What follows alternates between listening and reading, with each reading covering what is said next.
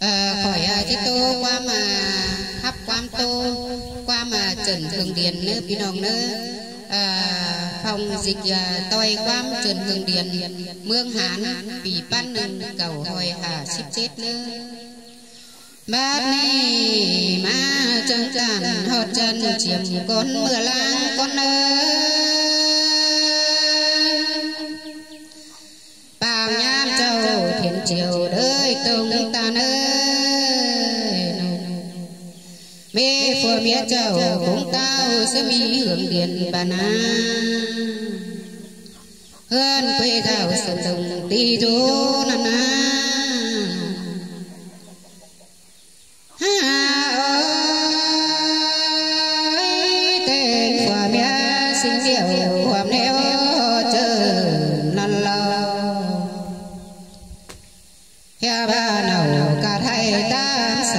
số cần ăn bên phò mía ủng cất mi sống nồi tên đô cuộc chầu trái nói chưa đúng cả năn lò hoa có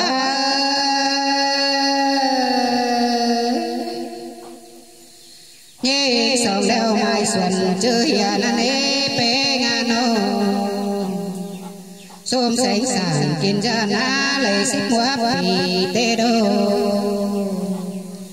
trình ba mê khe thầu luống đờ đào luống tê nà hoa có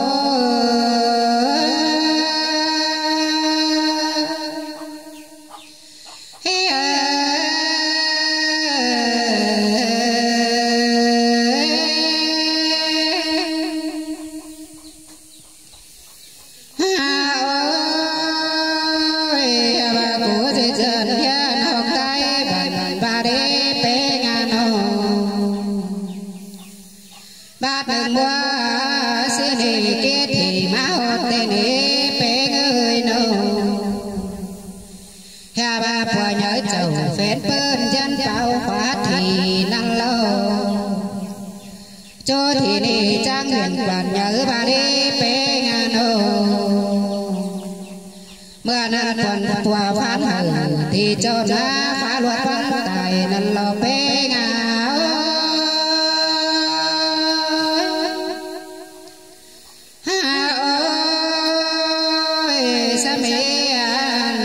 số mía phụng nầu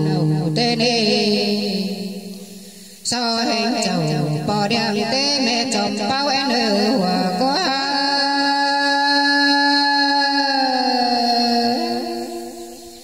hà ba so đơn từng xe lô thì đuổi con ơ nô mẹ đưa thì đổ đầy quan tàng mẹ trước cân phản xía đi hòa có trai ơi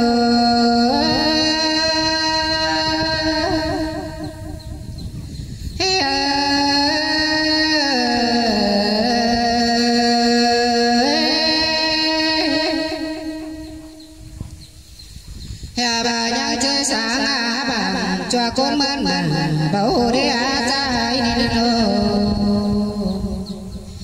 mưa nàn họ chầu mẹ đem tê mình bia quần năn na trai ơi bà bảo kiếm trời to ra sao rồi sang đi tan trắng đơn phát tàu hơn của thì lối con nữ hòa có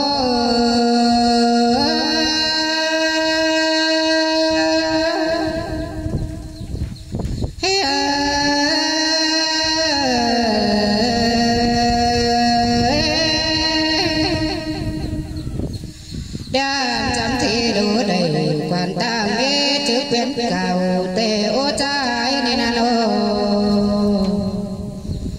mà là đồ nhìn quả môn pin nầu mở ná nô quả chẳng chẳng số chầu và tao sẽ mê trang huyền tê đô có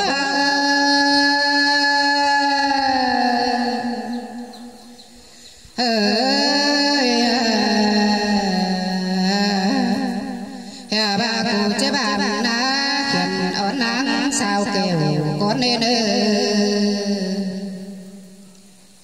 bàn phá hở và tao cùng chúa nở hồ con nữ hòa có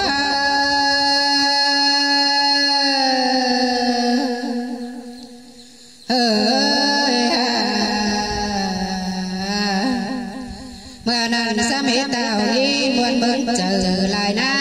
nô dân so bên hạ cây bùa rú tiêm phênh sàn tê đô lấy chúa kiều nạt nói cùng chúa na sao tê lô hòa cô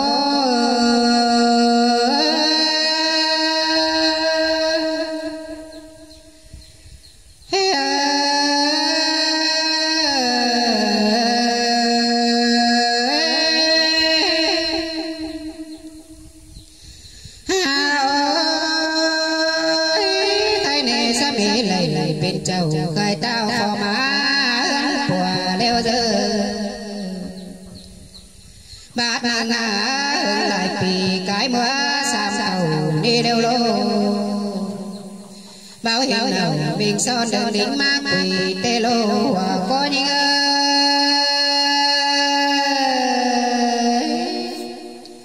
hương đêm nào mía quan đầu đắng cơn đế hà nô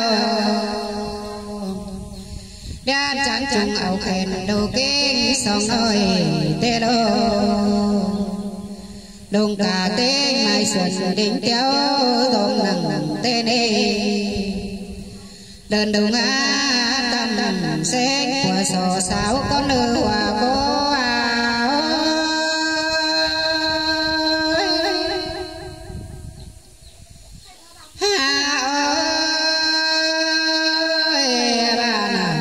phòa tao sa mi phòa quần nang nô mưa thường tàu nô mưa thường tàu phần châu của nhớ đều dư nàng chẳng tình sông giang cửa bát tù nan đê hòa có những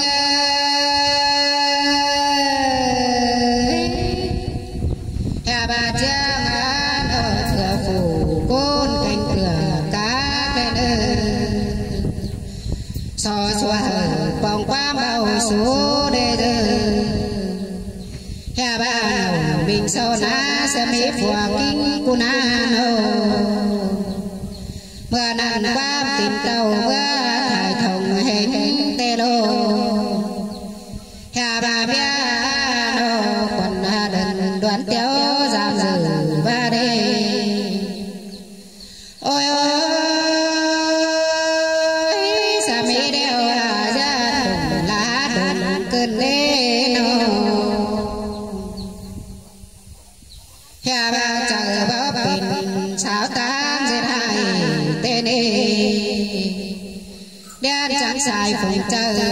đốm bày bầu bầu số sau lần nhà bà ở tên sửa phần nê nô bữa sởi luôn rằng sau nơ nô giao sau đeo bón vì văn bài đến phùng côn chờ téo đừng phiêu luôn tên quam sắm hồi tố tiền này đô hương điện tê lò hòa cố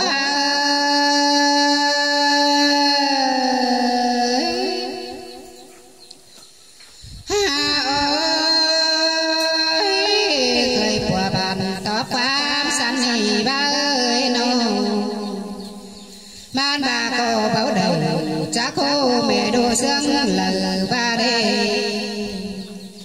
hạc bà cùng cô ná quản yên sừng số đinh má giảm dừ năn đo bồng quá mừng bài ta người ứng ba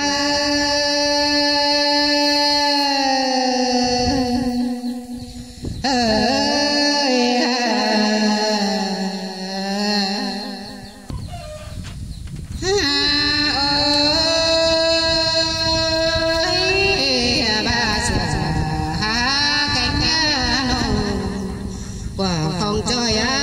nô sổ đinh má ni na nô mưa na hương đèn đeo chưa cùng bầy cao đến nhà bà khỏi đinh khảm bà máy kéo so hà của lẫn hòa có những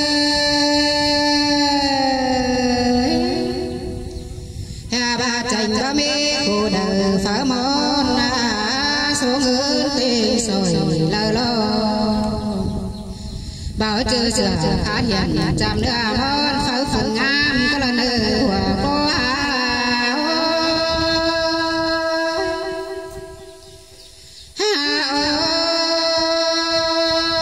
mưa nan phùng côn chờ bàn quam cảm tốt năng lo ba bảo nhận còn nan ơ mà cảm long hồi na bé ngàn ô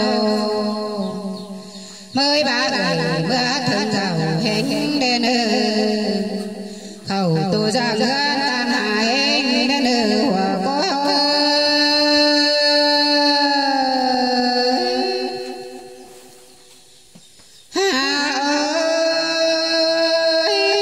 mưa nan hưởng điện đen đi mưa sâu dần tên ha ba bảo tô nàng hầu tô nàng ủng nương á côn đi ba lo nàng có tô cốt bài đến má thân nì tên mi hình đà ni so tu sở sở so tu sở lồng đến nữ đúng an ô so ông vào trời buồn áo phúc trời ơi mưa nào ná nó trầu gân ra ngà cô xuống liền nan ê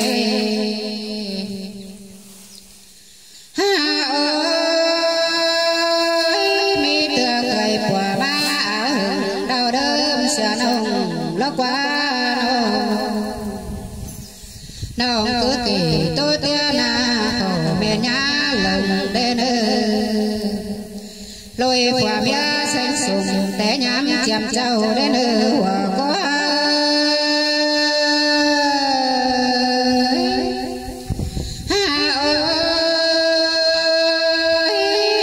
từ đấy tôi tên cô huệ nhang sầu đến hè bà quang sáng hẹn sáng lại trà cáo đến hòa có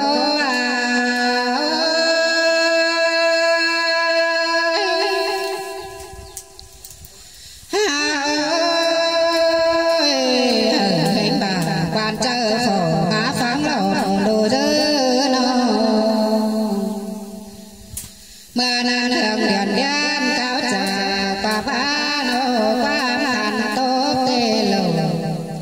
làn há hồ khó hay xà thác chậm kinh ông ơi nô cả ba làn hơ bờ lễ lộ ai nhánh cơn đế nô giàn to mết nà ba tao phò má khởi của cơn đế bé nga nô so ông sương đến mưa thay bày trời dơ nô mưa nan ông hân trầu đèn mưa trà cáo tê đô tô tó thời con trai sa mỹ xài ma năn nê trà quán tàn ta sứ có men tên lò hoa cô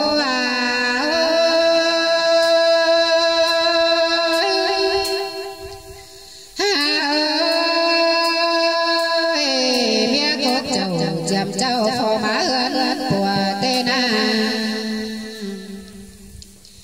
bảo mẹ cô là phết tôi ra sao rồi tên mưa nan côn xài chờ bàn quán tàn tốt má lô hòa có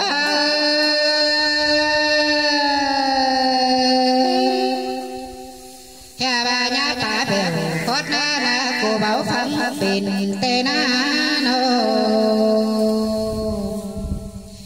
mẹ quản hư bảo xề có má lòm bông đan hề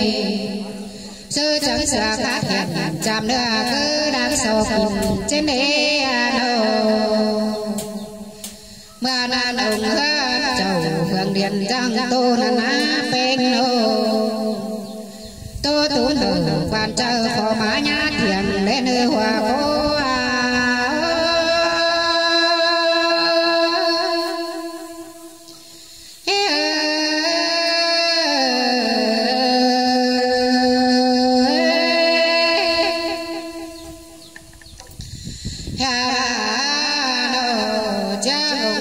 ta sơ có mê bên tê đấy bé người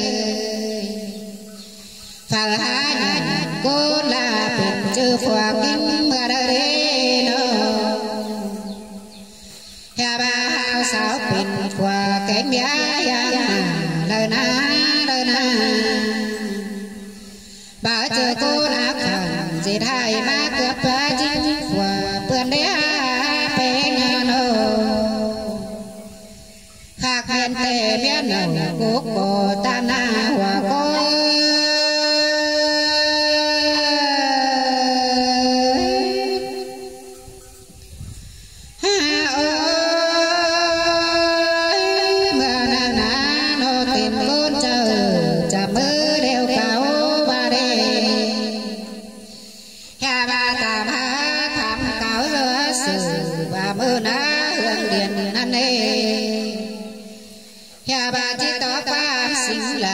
cáo má cụ đến nữ nơ hà ba tham khảo sự chờ nông bám tổ phân nô sẵn hư địa hà ba hơn áp hoàn mê cạn nhớ nên nê hà ba phà bố tổ quán hành đi dư nô mà nan hương điện tàn quán bằng hành tổ phá lô có những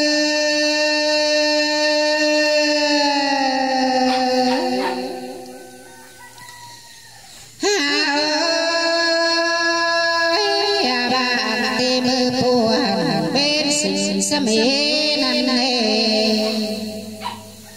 can hệ nga ni man chư phòa cụ tê na nô phòa quan khỏi chạm nhang bàn côn ta nơi nô tê nan phủ côn chơ chạm mơ đồn tứ tê đô chư mê mê ba lời tóc cằn năn lò nữa na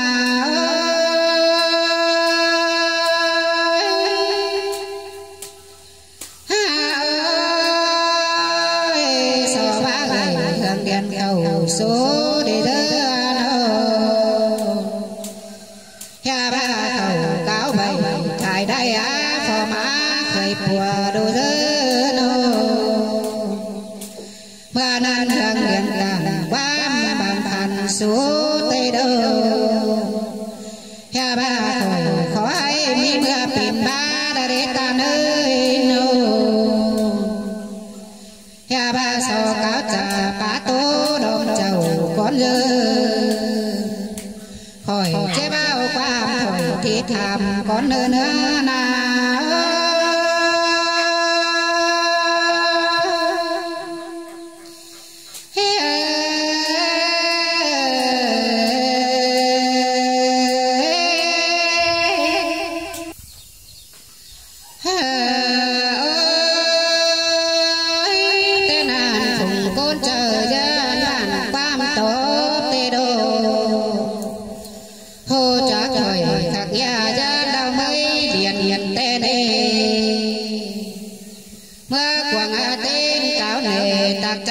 con nào lên nơi ba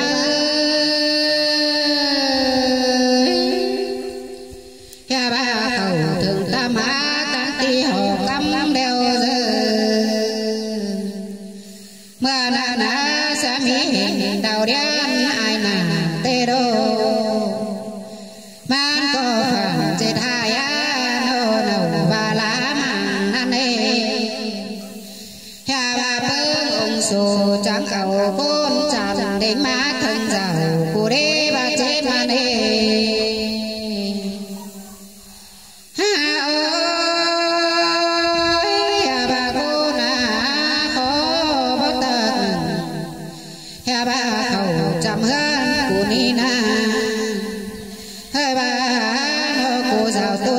số mi nhá ba đê nô tôi là số tê cho phát có xìa ba trên mana hòa có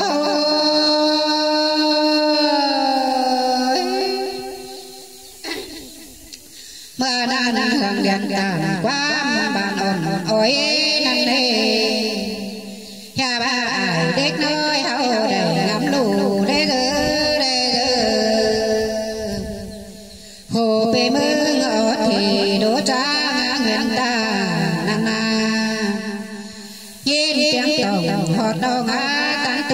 quỳ leo loái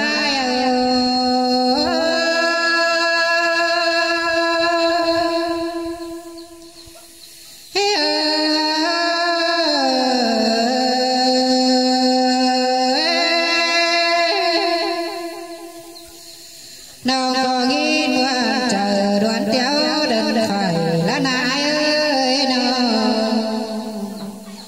nào chẳng thảm khó pha chuông vì mương lòng đã nè ai nó chòm bao nồng mương chờ là sướng tê đáy ai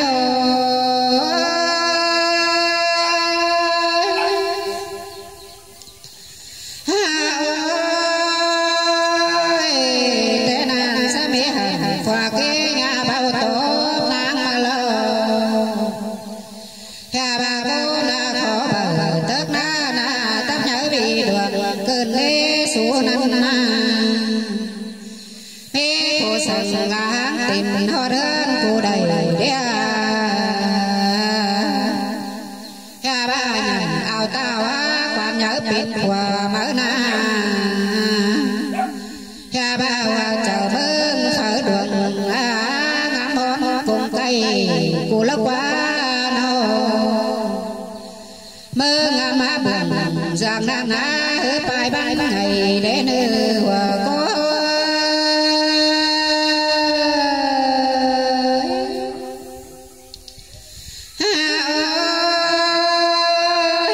mơ nàng hưởng đèn đeo kim chờ bao tổ mơ này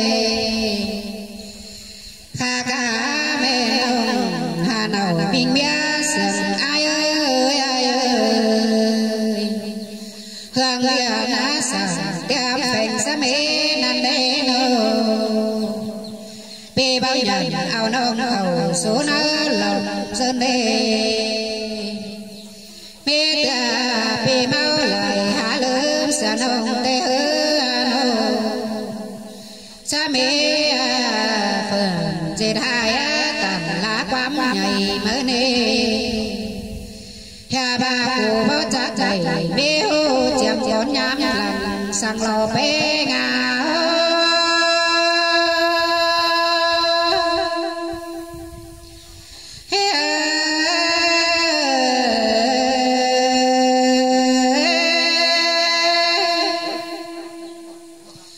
y là đoạn cốt thôi nữaพี่น้องเนอยังเสียครับเชื่อsứcไปหลายเติบเนอพี่น้องจังก่อยต่อยฟังเนอ